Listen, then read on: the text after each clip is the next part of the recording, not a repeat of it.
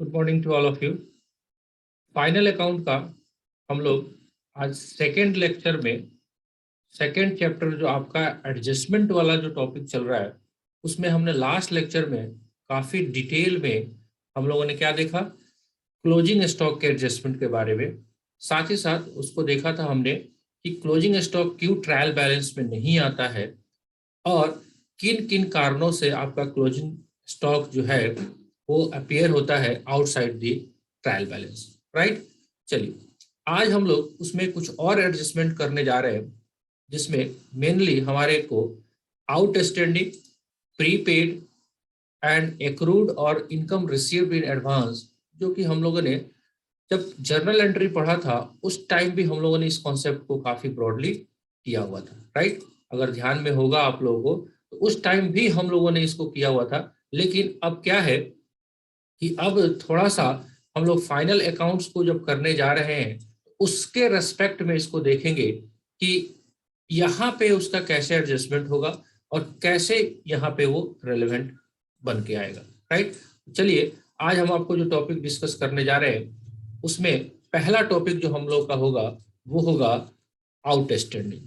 चलिए, outstanding word आपको मालूम है पहले से क्या होता है? आउटस्टैंडिंग मालूम है, मैंने डिस्कस किया हुआ है जब जर्नल एंट्री हम लोगों ने किया था। Outstanding, right. एक तो ये वर्ड है, दूसरा है आपका इसके रेस्पेक्ट में प्रीपेड, राइट। ये दोनों किसके रेस्पेक्ट में हम बात कर रहे हैं? एक्सपेंसेस के बारे में।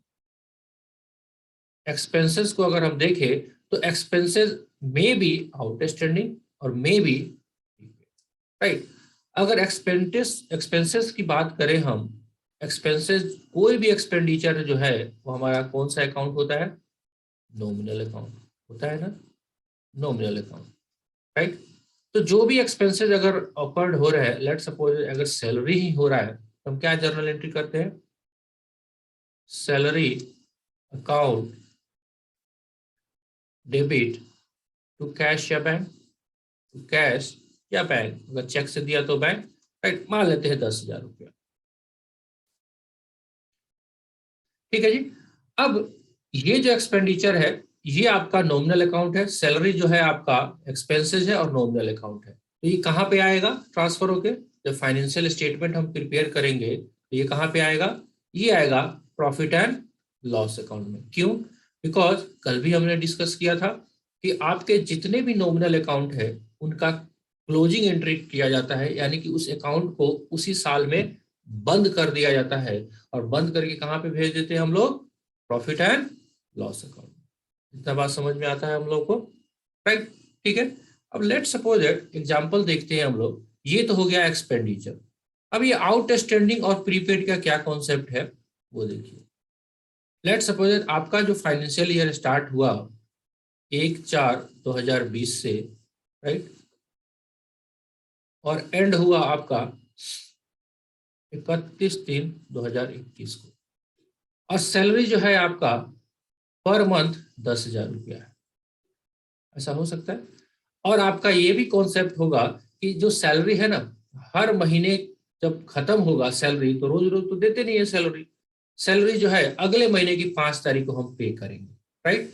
तो अप्रैल का सैलरी 5 मई, मई का सैलरी 5 जून, सो ऑन करते करते चले गए। फरवरी तक तो पे हो गया, लेकिन मार्च वाला जो सैलरी है वो तो पे होगा कब?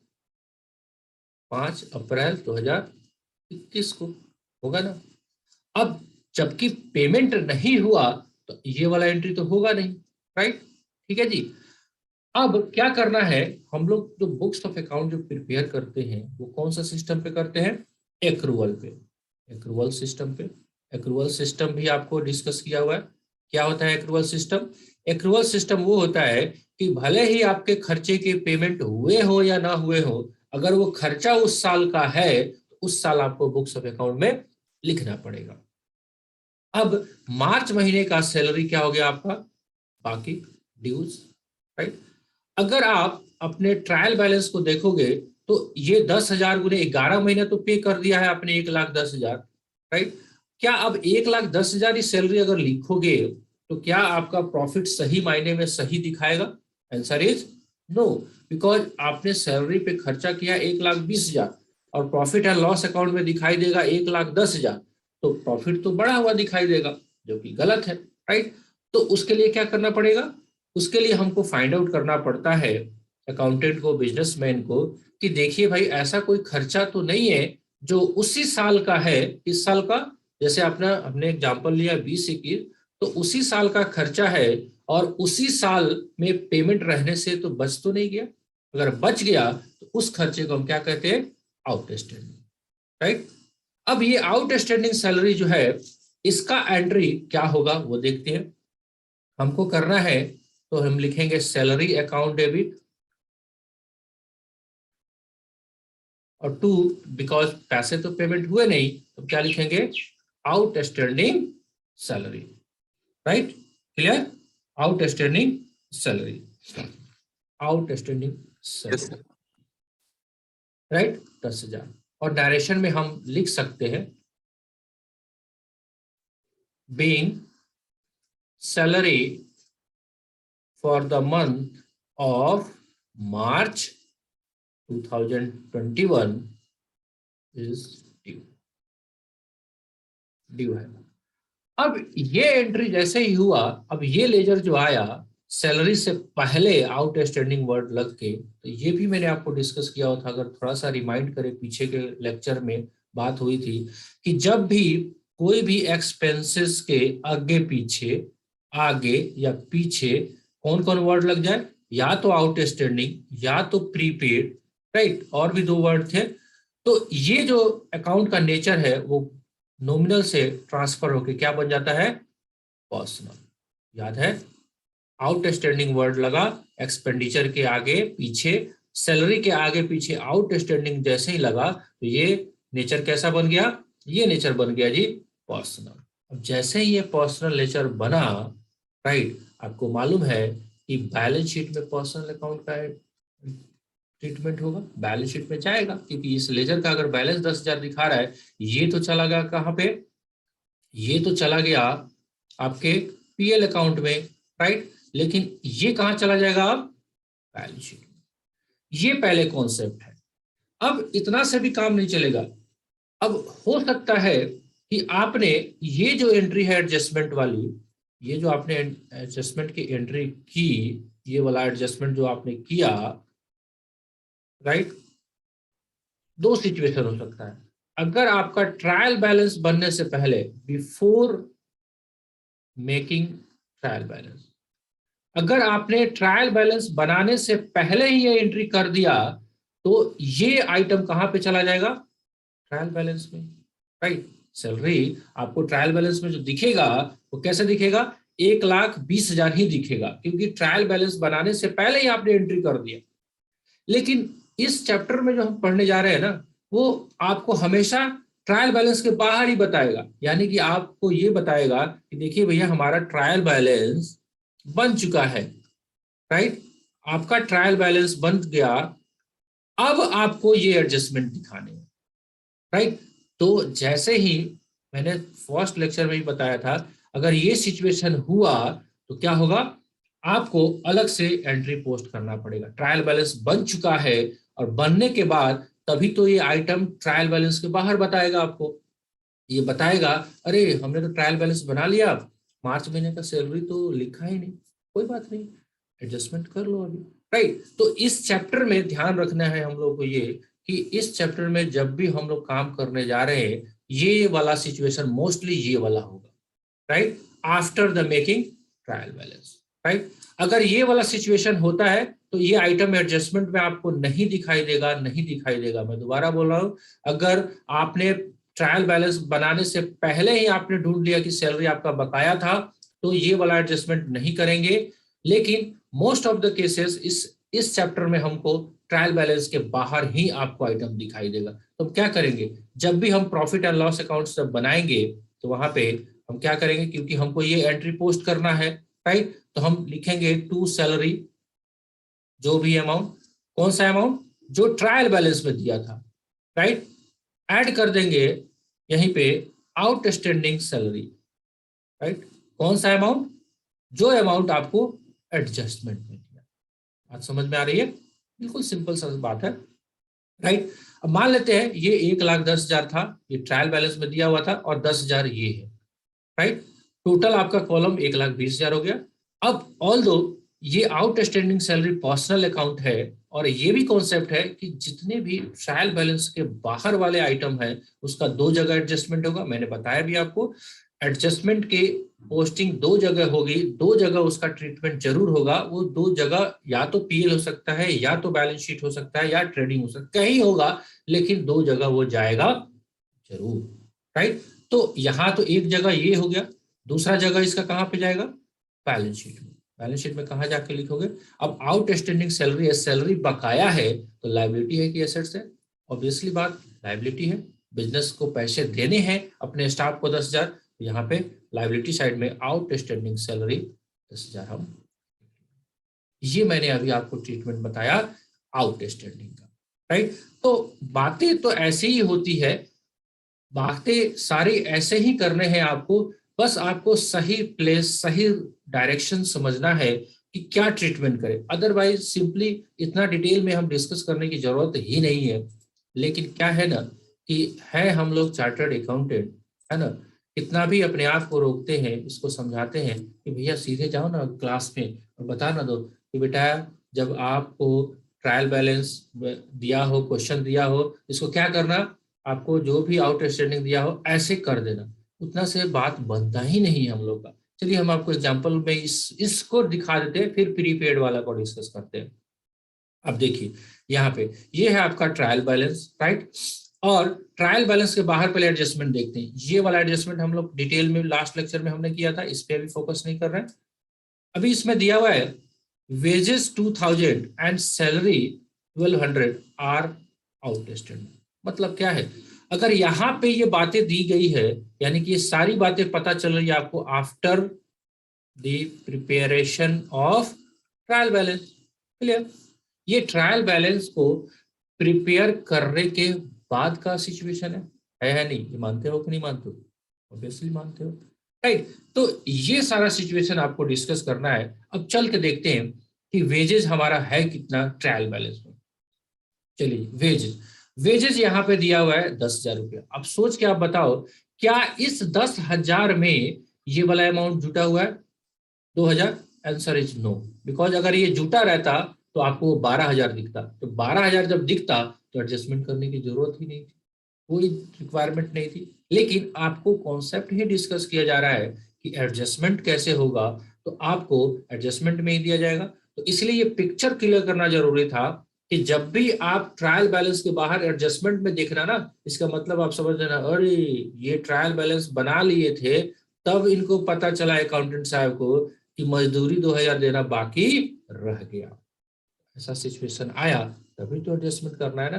क्यों कर रहे हैं वो ऑब्जेक्टिव आपको पता है, बिकॉज अगर 2,000 रुपया नहीं ऐड करेंगे हम अपने फाइनेंशियल स्टेटमेंट में तो हमारा प्रॉफिट इनफ्लेटेड दिखाएगा, गलत दिखाएगा। हमने 2,000 रुपया खर्चा कर दिया है, देना है, आके 2 साल के बाद हमको अगर भी देना पड़े, 1 साल के बाद भी देना पड़े, देना तो पड़ेगा। उस साल का सही प्रॉफिट निकालने के लिए खर्चे को तो दिखाना पड़ेगा। क्लियर? चलिए, तो ये जो वेजेज है, अब वेजेज कहाँ जाता है? आप देखिए यहाँ पे कैसे इसका प्रेजेंटेशन है, लिखा जाएगा टू वेजेस 10,000 और एड आउटस्टैंडिंग। आउटस्टैंडिंग वेजेस भी आप लिख सकते हो, हाउ मच? 2,000 इनर कॉलम में ऐसे लिख के, और बाहर वाले कॉलम में 12,000। यहाँ पे ग्रॉस प्रॉफिट सही हो गया। अब ये पहला जगह, बिकॉज ये आइटम एडजस्टमेंट में था, ये पहला जगह। दूसरा जगह कहाँ पे इसका? पर्सनल अकाउंट बना, पर्सनल अकाउंट बनते ही ये चला जाएगा बैलेंस शीट में। और देखिए यहाँ पे बैलेंस शीट के लायबिलिटी साइड में, आपको लायबिलिटी साइड में लिखा हुआ है आउटस्टैंडिंग वेजेस 2,000। क्लियर? ये कॉन्सेप्ट समझ में आया आपको? यस और नो? हाँ जी, सो गए? No sir. चलिए ठीक है, इतना बात समझ में आता है। अब आपको क्या करना है, सिंपली जब हमने आपको डिस्कस कर दिया कि आपका ये आइटम डिस्कस हो गया, कौन सा? आउटस्टैंडिंग। नेचर आपको समझ में आता है। आउटस्टैंडिंग उसको बोलते हैं कि ऐसे एक्सपेंडिचर, क्योंकि ये एक्सपेंसेस के रिलेशन में बात करता है, ऐसे एक्सपेंडिचर जो कि हुए तो है उसी साल में बट अभी तक पे नहीं हुए हैं, उसको हम क्या बोलते हैं? आउटस्टैंडिंग। प्रीपेड भी आप समझते ही हो, प्रीपेड किसको बोलते हैं? ऐसे एक्सपेंडिचर जो उस साल हुए नहीं है लेकिन हमने दे दिया है एक्स्ट्रा एडवांस में अगले पीरियड की। लेट्स सपोज दैट आप क्या करते हो, घर किराए पे लेते हो और घर का रेंट है 10,000 रुपया महीना, है ना। मकान मालिक कहता है कि हमको 2 साल का एडवांस चाहिए एक बार, 2,40,000। ठीक है, अब उसके बिना वो देगा नहीं आपको घर, आपके पास मजबूरी है कि आपको पे करना पड़ेगा। अब क्या, जब पेमेंट आपने किया तो क्या एंट्री किया होगा? ऐसे ही किया होगा, रेंट अकाउंट डेबिट, क्योंकि रेंट तो खर्चा है। Rent account debit 2,40,000 to bank, 2,00,000। अब ये तो ट्रायल बैलेंस में चला गया 2,40,000 रेंट में। अब आप सोच के बताइए, क्या 2,40,000 इस साल का टोटल खर्चा है? Answer is no. अगर हम 2,40,000 दिखा दे पीएल अकाउंट में तो भी हमारा प्रॉफिट जो है वो घटा हुआ दिखाएगा, जो कि सही नहीं होगा। तो ऐसा नहीं है, हमको सही प्रॉफिट निकालना है, चाहे वो गलत हो या ज्यादा हो या कम हो। हमको अगर कम है तो ऐड करेंगे, अगर ज्यादा दे दिया है तो क्या करना चाहिए? हमको लेस तो करना पड़ेगा, राइट। तो इस सिचुएशन में हमको ट्रायल बैलेंस के बाहर, अगर अंदर दिया रहेगा, फिर से मैं बोल रहा हूं, अगर अंदर दिया रहेगा तो कोई एडजस्टमेंट नहीं होगा, राइट। लेकिन हम अभी कॉन्सेप्ट ही देखने जा रहे हैं क्योंकि ट्रायल बैलेंस बनाने के बाद का है, राइट। तो जैसे ही ट्रायल बैलेंस के बाहर बताएगा कि रेंट जो है ना 1 साल का एक्स्ट्रा पे हो गया है, तो हम क्या करेंगे? हम रेंट को तो कम करेंगे, भाई खर्चा कम है मेरा, रेंट अकाउंट 1,20,000 कम कर देंगे और क्या यहाँ पे लिखेंगे? Prepaid rent 1,20,000। अब जैसे ही मैंने आपको फिर से बताया कि जिस भी एक्सपेंडिचर के आगे पीछे आपका आउटस्टैंडिंग या प्रीपेड वर्ड ऐड हो जाता है तो क्या हो जाता है? पर्सनल अकाउंट बन जाता है। अब एक्स्ट्रा आपने पे कर दिया तो ये एसेट्स हो गया, हुआ कि नहीं हुआ? भाई सैलरी देना था तो लाइबिलिटी, अब ये क्या हो जाएगा?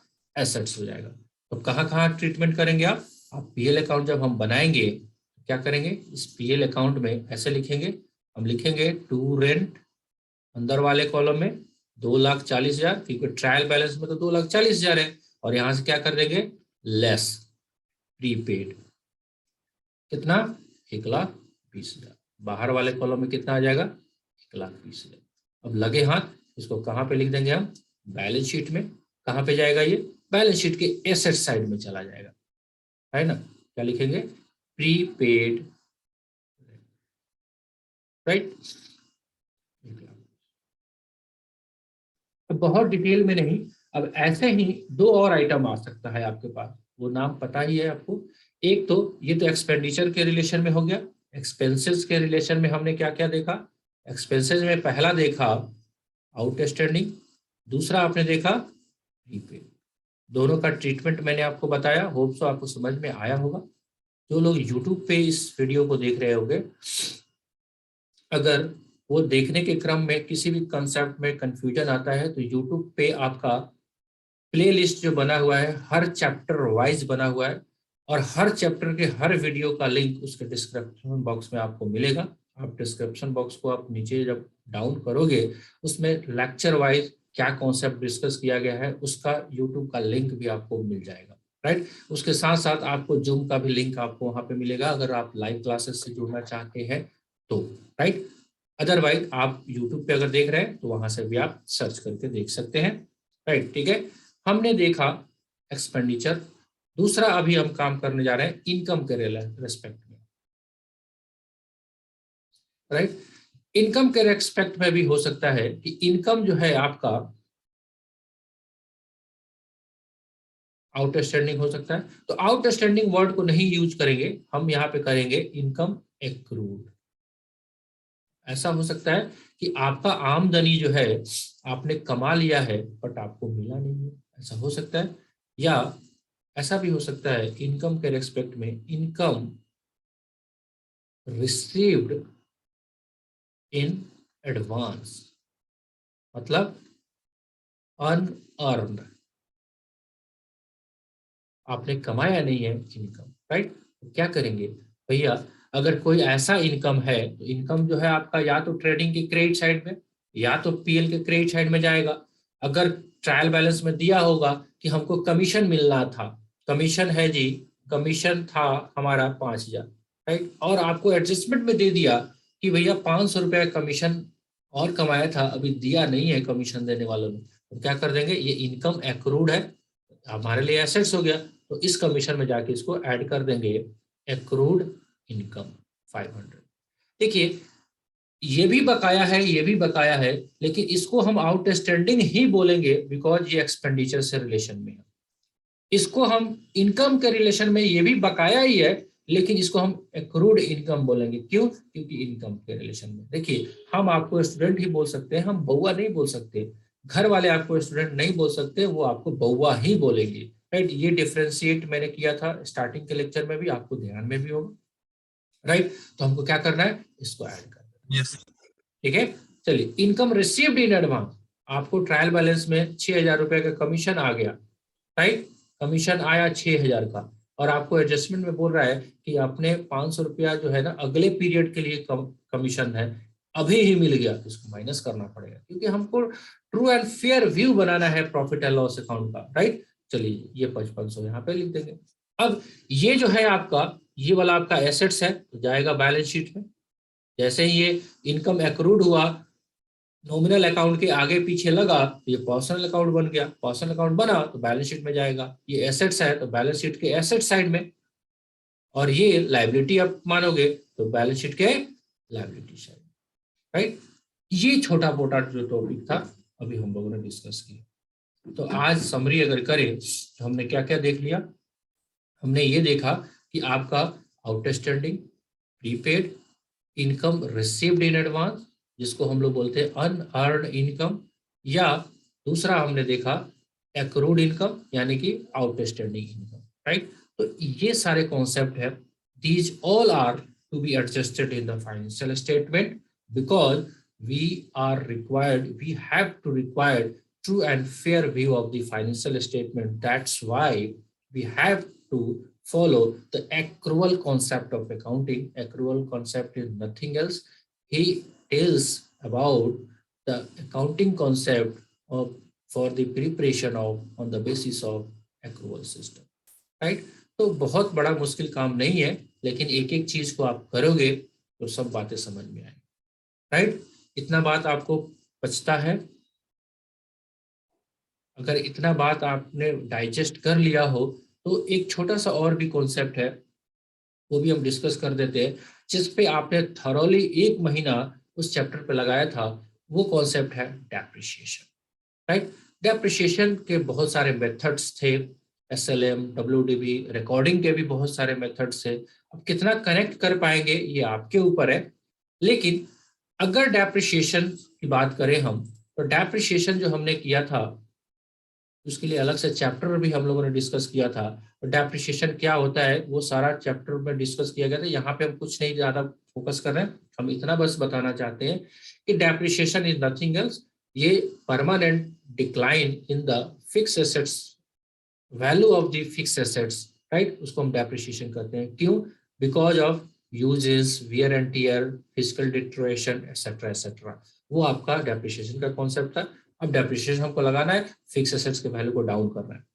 यहाँ पे भी सेम कॉन्सेप्ट है कि अगर आपने ट्रायल बैलेंस बनाने से पहले ही, ट्रायल बैलेंस बनाने से पहले ही आपने डेप्रिसिएशन का एंट्री कर दिया है तो एडजस्टमेंट में नहीं आएगा, राइट। लेकिन हमको फिर से इस चैप्टर में आपको हमेशा ये बताएगा, अरे फिक्स एसेट पे तो डेप्रिसिएशन लगाना ही भूल गए, ये वाला सिचुएशन आएगा। तो जैसे ही आप लगाओगे तो एडजस्टमेंट में आएगा, एडजस्टमेंट का 2 जगह ट्रीटमेंट तो पक्का होगा ही होगा, राइट। तो हमको क्या करना है, जिस एसेट्स पे रेस्पेक्टिव आपको डेप्रिसिएशन लगेगा एंट्री पोस्ट करनी है। डेप्रिसिएशन का एंट्री होता है depreciation account debit to assets account, जो रेट दिया रहेगा उस रेट से लगा लेंगे। लेट्स सपोज हमारे पास 1 लाख का एसेट्स है, ट्रायल बैलेंस में फिक्स एसेट्स है 1 लाख का, क्वेश्चन बोलता है depreciation is to be provided at the rate of 10% per annum, right.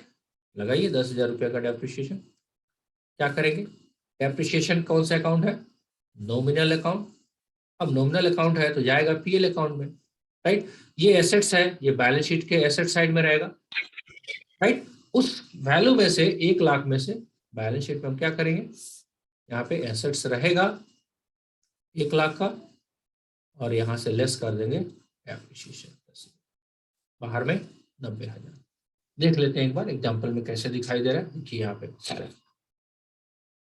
आपको क्वेश्चन जो इलस्ट्रेशन नंबर 1 है यहाँ पे देखिए, राइट। ये भी यहाँ से डिस्कस हो गया, क्लोजिंग स्टॉक मैंने कर दिया, वेजेस आउटस्टैंडिंग वाला भी हमने कर दिया, आउटस्टैंडिंग भी कर दिया।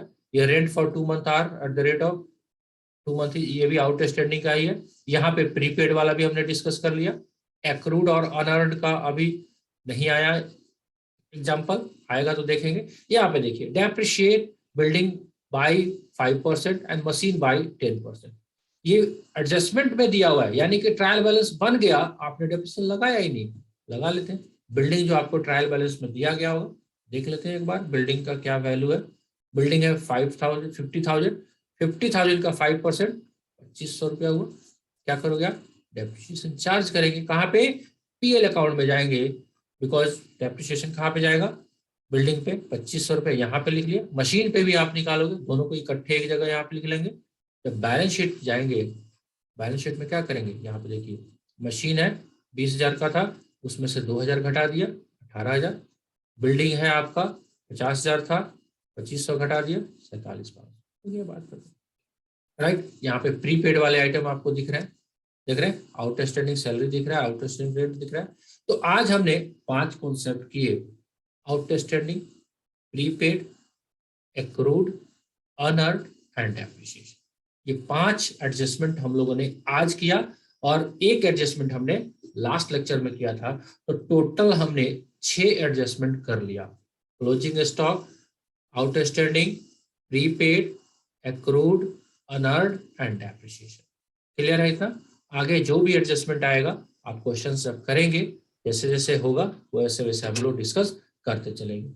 आई थिंक इस पे भी बहुत सारा भी एग्जाम्पल आपका बन जाएगा। तो आज आप कोशिश करेंगे घर पे कि कम से कम, देखिए यहाँ पे सेकंड नंबर एग्जाम्पल में commission earn but not receive, इसको हम क्या बोलेंगे, एक्रूड आ गया ना। सेकंड में interest earn but not receive, ये भी एक्रूड आ गया, यहाँ पे सेकंड वाला में आ गया।